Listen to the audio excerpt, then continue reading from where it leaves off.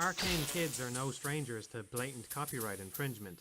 Their 20XX release, Bubsy 3D, Bubsy Visits the James Turrell Retrospective, unofficially resurrected the dead mascot for the museum trip of a lifetime.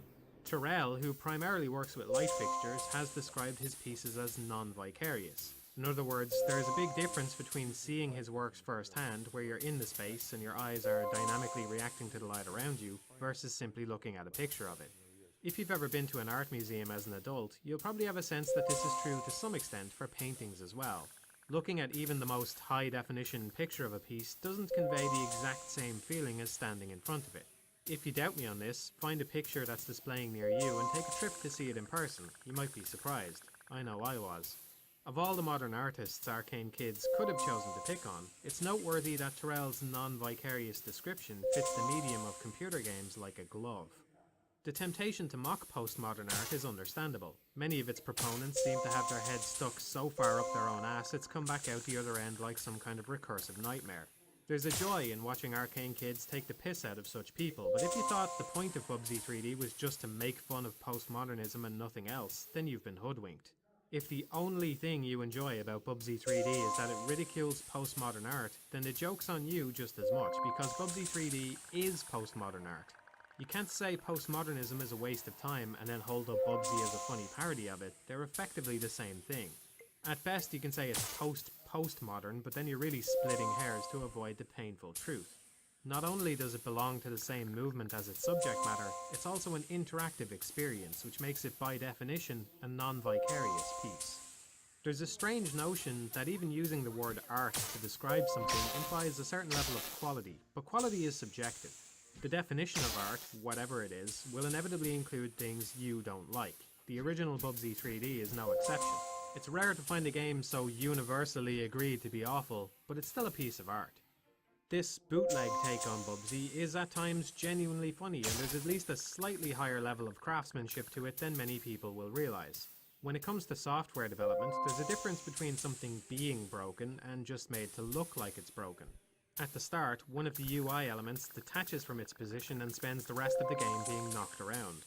While this might be an example of one of those rare bugs which ascended to the rank of feature, the developers know exactly how this happens. It's the intended behaviour, because if it wasn't, it could be terribly inefficient and run the risk of crashing the game at any moment.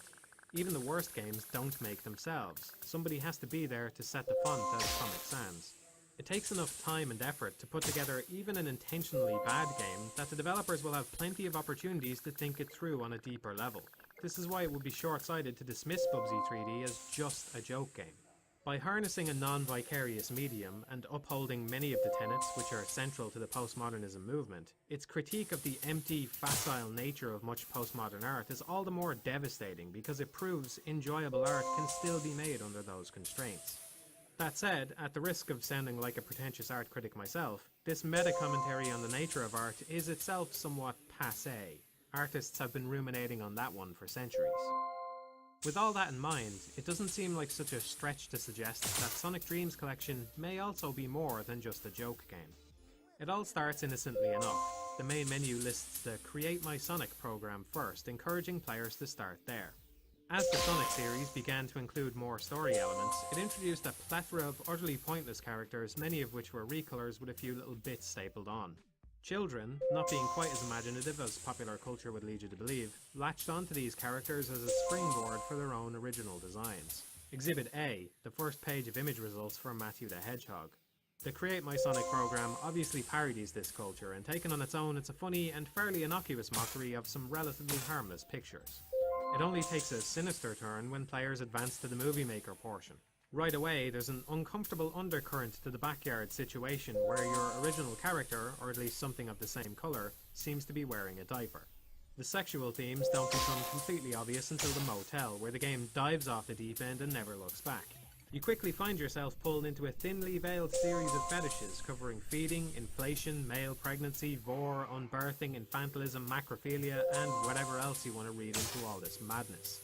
The natural gut reaction is that Sonic Movie Maker is nothing more than a shock value joke, but that's just the top layer. It's also holding a mirror up to the internet.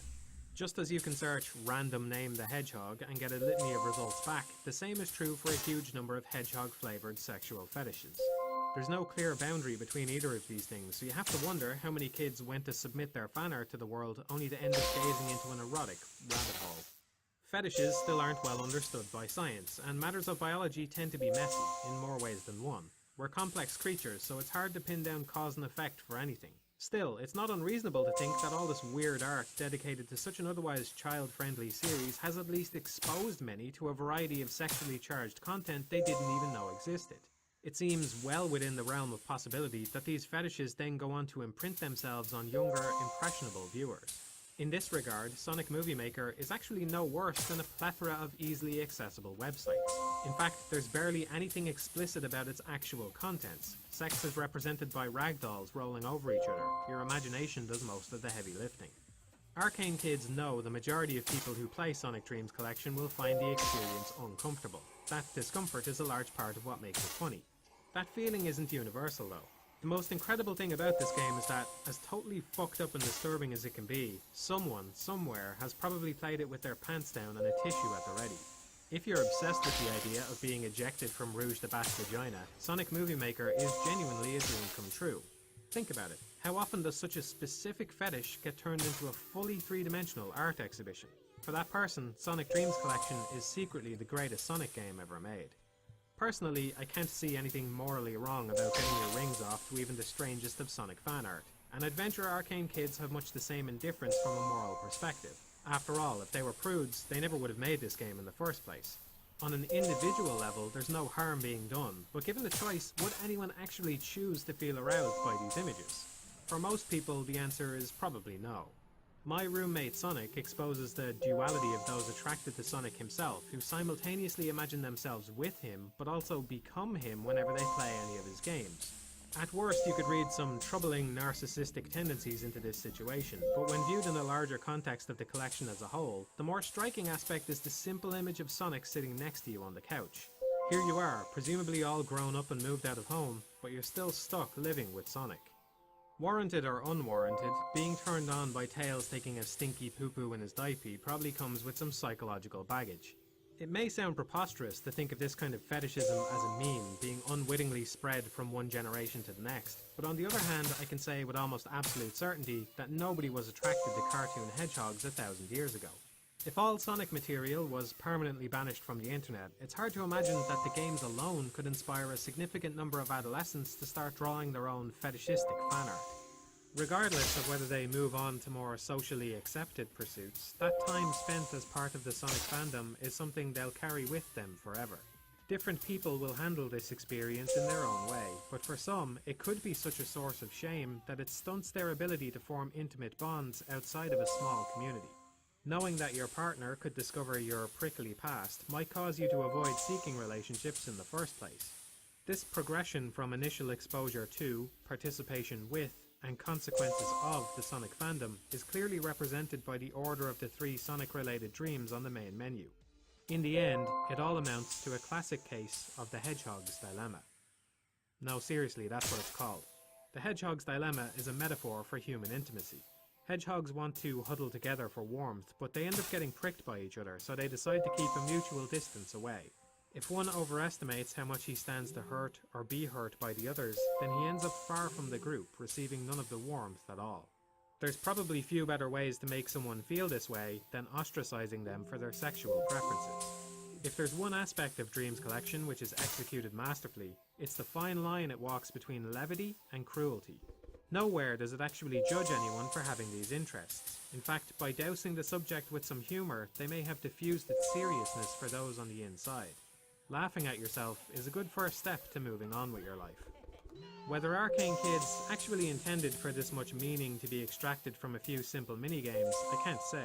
However, at the very least, it's an interesting topic explored in a provocative way. If that's not art, I don't know what is. While this focus on fan creations makes up much of the content of Dreams Collection, the actual series itself doesn't escape unscathed either. After all, even the joking implication that these were once official Sonic projects can't be taken as anything other than an insult. It's easy to focus on the decline of the series over time, but it seems as though Sonic Movie Maker is saying something more fundamental. It's noteworthy that Bill Clinton appears not just once, but twice, hinting that his appearance has some greater significance. Although it might just seem to be random humor at first, believe it or not, there's a reason these pictures were chosen. Mr. Needlemouse's "Get It Done Now" attitude is taken straight from Capitol Hill. If there was a problem, Bill Clinton took action right away. I saw that American attitude on TV. That was the kind of character I wanted to make. By playing up this connection, perhaps Arcane Kids are suggesting that there was always something a little bit off about Mr. Needlemouse. A corporation's friendly mascot could be seen as parallel to a politician's public persona, both carefully sculpted to appeal to a certain demographic. Funnily enough, even if you subscribe to that bleak worldview, the script has since flipped for this particular mascot. Depending on your way of thinking, Sonic Dreams Collection either came at the best or worst possible time. Just 2 years later, Sega would go on to release Sonic Mania, created almost entirely by fans. Where once a cynic could say that the blue blur was nothing more than a scheme to part children from their parents' money, that view is untenable when passionate fans are the ones behind the scenes.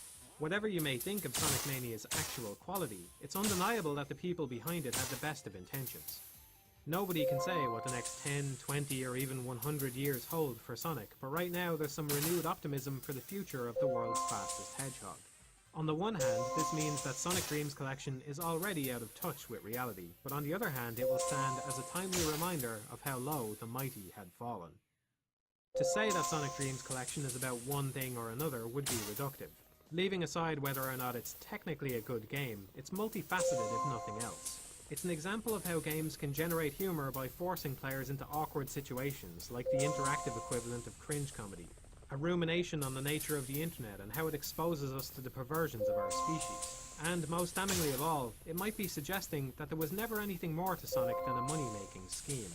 Regardless, in the same way that a hollow politician can inspire real political change, Sonic and its fan creations, including Sonic Dreams Collection, have brought a lot of joy to a lot of people over the years. Maybe a little too much joy in some cases.